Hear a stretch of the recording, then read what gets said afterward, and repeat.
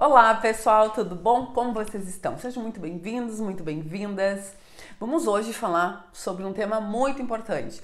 Meu bebê parou de comer aos 18 meses. O que eu faço? Muitas vezes aos 13 meses. Vou falar para vocês aqui sobre isso. Se liga aí. Aqui é Cíntia Fiore, sou nutricionista infantil. Vamos lá, roda a vinheta aí. Então, gente, o que é muito comum, né, de eu ouvir, e vocês, se não estão passando na pele isso, vão passar, gente, não é nada, não tô jogando praga pra ninguém aqui, mas justamente prevenindo vocês de algumas fases um pouquinho desafiadoras da alimentação infantil que comumente acontece. Cíntia, quer dizer que é 100% dos bebês que isso acontece? Não quer dizer, nada é 100%, nada é zero, né, nem 8 nem 80. Mas existem aí muitas possibilidades e muitos desafios que essas fases acontecem justamente que culminam com marcos importantes de desenvolvimento dessa criança. Vamos falar um pouquinho. Por que aos 18 meses é um marco bem importante da criança começar a recusar, parar de comer alimentos que antes comia? A criança adorava frutas, legumes, verduras, arroz, batata, feijão, parou de comer tudo. E agora o que eu faço? Meu filho está seletivo. O que acontece, gente? Eu demarquei, né, dentro do meu método, eu fiz todo um planejamento desses últimos anos, mais de 8 mil bebês que eu já fiz esses atendimentos em cursos, consultorias, enfim. Existem marcos, né, importantes que as crianças começam tem algum desinteresse desse bebê. Aos 9 meses de vida é um marco importante. Aos 13 meses de vida, que é um aninho, a criança começa a caminhar, alguns antes, alguns depois. E 18 meses. Mas o tema de hoje é 18 meses. E por que isso normalmente aos 18 meses parece que virou uma chave e a criança simplesmente parou de aceitar os alimentos que antes aceitava?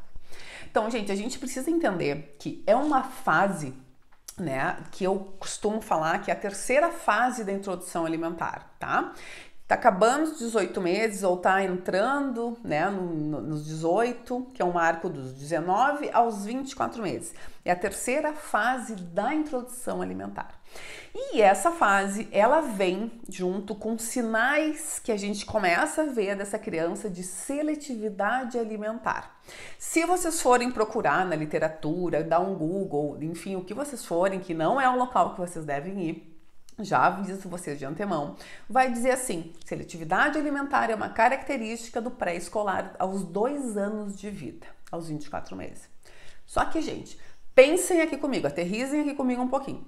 Se isso é uma característica já aos 2 anos, que a maioria das crianças tem, param de comer ou recusam muita variedade de alimentos, o porquê que eu vou começar a trabalhar com essa criança e trazer ela de volta à mesa, trazer ela para contextos alimentares e aumentar a variedade alimentar, se ela já está seletiva desde os 18 meses? Não faz sentido, né? 18, 19, 20, 21, 22, 23, 24. 6 meses essa criança está com características de seletividade alimentar, mas eu não sei, né? Isso pode ser. O que vocês vão ouvir muito? É normal, deixa passar, deixa com fome que vai comer, dá uma má, afinal de contas ele tá alimentado. Não, bobagem, meu filho tá assim e no outro dia comeu tudo. Parece que foi um dia que ele não tava bem. E, gente, não voltam a comer se vocês não trabalharem precocemente e com estratégias assertivas. Nada adianta vocês dizerem: filho, vem comer, vem, se não comer não vai na pracinha, se não comer não vai brincar. Isso é chantagem. A criança não vai internalizar que ela tenha uma relação e um prazer no momento da refeição, né? Que a gente sente para se alimentar, que a gente curta o momento da refeição. A gente tem que ter uma criança à nossa frente com essa intenção. Ah, Cíntia, não é fácil, tu é nutricionista e tá falando. Gente, ninguém aqui tá dizendo que é fácil. Eu tô aqui dizendo e prevenindo vocês de que é possível e é lindo quando a gente tem esses resultados. A gente só precisa saber trabalhar essa fase com todas as estratégias possíveis disso. As vantagens que a gente tem de combater a seletividade alimentar é trabalhando antes. Então escrevam isso em algum lugar, escrevam na testa, escrevam no papel, colhem na geladeira. Eu preciso trabalhar sinais de seletividade alimentar precocemente, antes de chegar aos 2 anos. Então vocês têm que ter essa luz assim de que eu preciso, né, dentro, né, de todo o processo eu ensino passo a passo. Aqui eu vou tentar dar umas boas pinceladas para vocês de como que a gente pode começar a identificar que essa criança está começando a entrar com características aqui de seletividade alimentar. Essa criança começou a não querer laranja, bergamota, mexerica, não sei como vocês chamam aí, banana, mirtilo, abacaxi, coisas que antes gostava. Começou a reduzir o número, né, de alimentos, não só lá das frutas, mas de outros grupos alimentares. Está comendo poucos alimentos dos grupos alimentares. Dentre as carnes, só aceita o bife, mas aquele bife tem que ser um bifinho picado, cortado com caldo, senão não come. Só está comendo arroz e batata, né? Então ela está selecionando alimentos dentro de cada grupo alimentar, carboidratos, proteínas, frutas. Quando a gente vê, essa criança está começando a fazer uma substituição mesmo de alimentos por leite, né? O que não é bacana, a gente sabe que a introdução alimentar a gente consolida os sólidos e vai reduzindo a ingestão de leite e não ao contrário. Então a gente tem uma criança que a gente está sentindo. Quando vocês estão vendo isso acontecer, vocês precisam trabalhar, que são os ensaios. Anotem aí, os ensaios é tudo que essa criança vai visualizar, ver o que vocês estão fazendo ou o que ela vai, por exemplo, pegar isso aqui, tentem imaginar que isso aqui é uma beterraba. Pegou uma beterraba, eu não vou pedir para ela comer, eu posso picar essa beterraba, brincar de colorir um caderno, fazer um triângulo, uma estrelinha de beterraba e fazer como se fosse carimbos.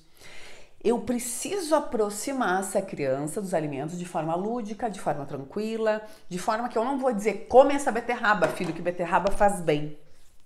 Para a criança, cognitivamente, não faz o mínimo sentido vocês dizerem isso, tá?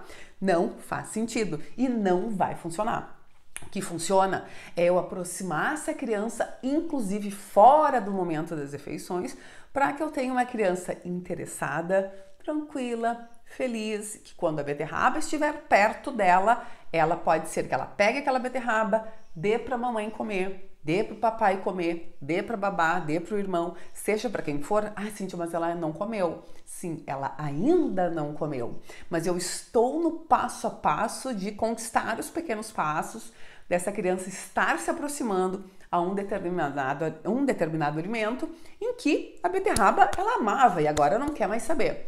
Então eu preciso ter estratégias em que eu construa uma relação sólida dessa criança em aproximação com os alimentos. Caso contrário, eu não consigo chegar a lugar nenhum. Eu não consigo porque eu vou estar sempre chantageando para fazer com que coma. E isso não está ajudando a criança a criar uma relação positiva, dela querer repetir aquela ação. Por exemplo, ela achou tão divertido brincar com a beterraba que ela quer fazer de novo no outro dia. Por quê? Porque ela registrou memórias positivas do momento lúdico, do momento divertido e que para ela fez sentido. Então, gente, mais do que a gente ter que fazer a criança comer, a gente precisa internalizar como que funciona a memória, né, a cabecinha desse bebê, dessa criança, para que eu consiga trazer ele de volta ao momento da refeição, de volta à mesa, de volta ao processo lúdico que é tão importante. Eu nunca me esqueço da Bia. Ai, gente, a Bia, uma bebê, ela entrou dentro da minha consultoria, ela estava com 18 meses. E aí a gente começou a trabalhar, começou a brincar com os alimentos. E eu nunca esqueço que ela estava ajudando a ralar, né, com um ralador, que eu tinha feito a indicação do ralador, isso vocês podem inclusive fazer em casa. Pegar um ralador, um legume que a criança não está comendo, e ela ralou os pedacinhos, né? No lado do ralador eram os pedacinhos menores, uns maiores, e ela foi ralando. E ela pegou os alimentos, né, os legumes, e colocou tudo separadinho, assim, por tamanhos. E ela ficou brincando com a mãe daquele jogo da velha, sabe? Que tem dois pauzinhos assim, dois assim, e começaram a brincar com os alimentos ali de legumes em cada quadradinho no local. Isso foi uma semana de brincadeiras, assim, aleatórias, sem pedir para brincar. E a mãe disse, Cíntia, ela tá comendo todos os legumes depois de 15 dias. Ela tava comendo todos os legumes que a gente brincou. Porque a gente experimentou tanto, né? Experienciou tanto. Por quê? O que eu expliquei pra mãe? O que tá acontecendo? No momento que eu ralo, Eu estou fazendo com que essa criança pegue um alimento, com que ela cheire, com que ela toque, com que ela experiencie algo sensorial, né? E eu não tô dizendo nada para ela. Eu não tô dizendo, eu tô levando ela para uma brincadeira feliz, uma brincadeira tranquila, uma brincadeira divertida, em que ela tá agindo. Criança precisa ser incluído nesses momentos felizes com alimentos. E não só aquela regra de vamos sentar para comer. Não faz sentido para a criança, tá?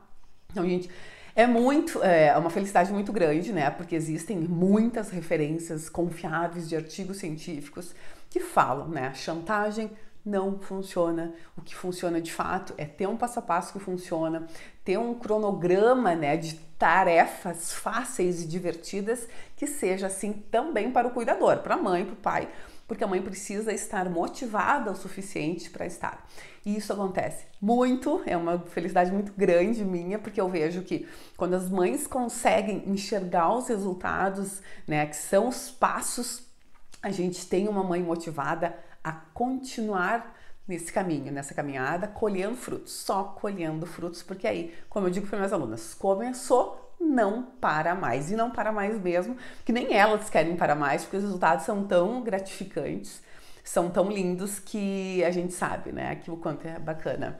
E não caiam, né, não caiam em deixa com fome que vai comer, isso me incomoda, gente, não, né, bobagem, não caiam nessa.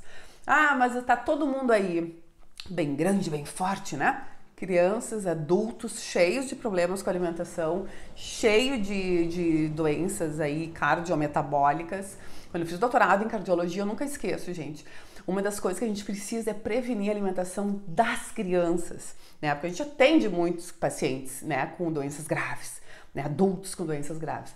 E na primeira infância, a gente tem ouro na mão, a gente tem poder. Então não caiam nisso, vamos combater a obesidade infantil, as doenças dos adultos, que a gente sabe que começa aqui na infância. Foi um prazer estar aqui com vocês. Compartilhem esse vídeo com uma mãe, com uma avó, com o pai, com todo mundo que vocês puderem, para a gente conseguir alertar ainda mais para termos crianças mais felizes, mais saudáveis para a vida e construir uma geração linda aí, tá bom? Um super beijo e até mais!